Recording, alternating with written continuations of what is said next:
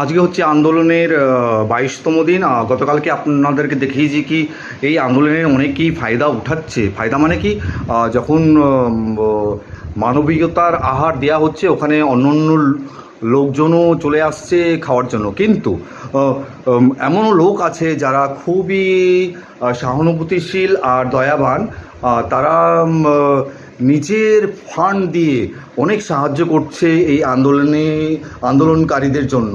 যেরকম bio toilet একজন দিয়েছে, চলুন আমরা তার সাথে কথা বলি। আপনি তো খুবই ভালো কাজ করছেন।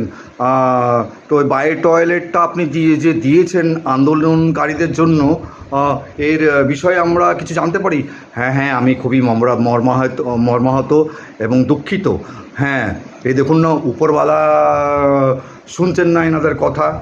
এনাদের আন্দোলন এতদিন চলছে। দেখুন, আমি যখন দেখলাম এনাদেরকে রেলিংয়ে বসে, শুনুন, আমি যখন দেখলাম এনাদেরকে রেলিংয়ে বসে পায়খানা পেচ্ছাপ করতে, না স্ত্রী পুরুষ নির্বিশেষে তারা রেলিংয়ে বসে খোলা জায়গায় পায়খানা করছে, আমি দেখছি দাঁড়িয়ে। আমি খুবই মর্মাহত হয়ে গেলাম, আমি দুঃখিত হয়ে গেলাম। আমার চোখ দিয়ে জল বেরোতে থেমে গেল। আমি তখন ভাবলাম, না, এদের জন্য কিছু করতে হবে। সেই জন্য আমি তৎকালীন ব্যবস্থা করলাম। এদের জন্য বায়ো টয়লেট পাঠালাম। এরা ইউজ করুক, এরা ব্যবহার করুক।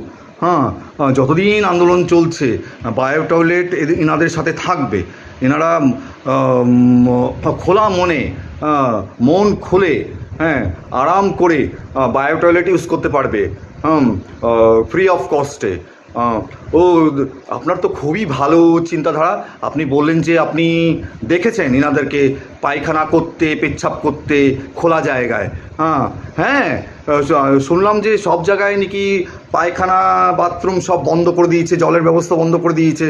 সেই জন্য আমার মানে কি বলবো, আমি মর্মাহত এইসব জেনে।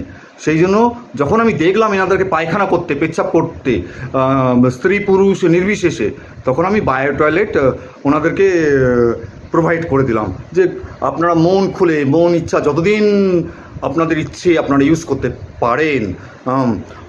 এখানে আর একটা আন্দোলনকারী আছে, ওনাদেরকে জিজ্ঞেস করছি এই বায়ো টয়লেটের বিষয়ে। আপনি বলুন এই বায়ো টয়লেটের বিষয়ে, উনি আপনাদেরকে সাহায্য করেছে।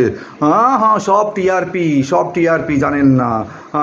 সেই জন্য আমি একটা পদ্মের ছন্দে বলছি যে প্রেম দেখা, প্যার দেখা, यारी देखी यार देखा, ये सारा संसार देखा, दिल के अंदर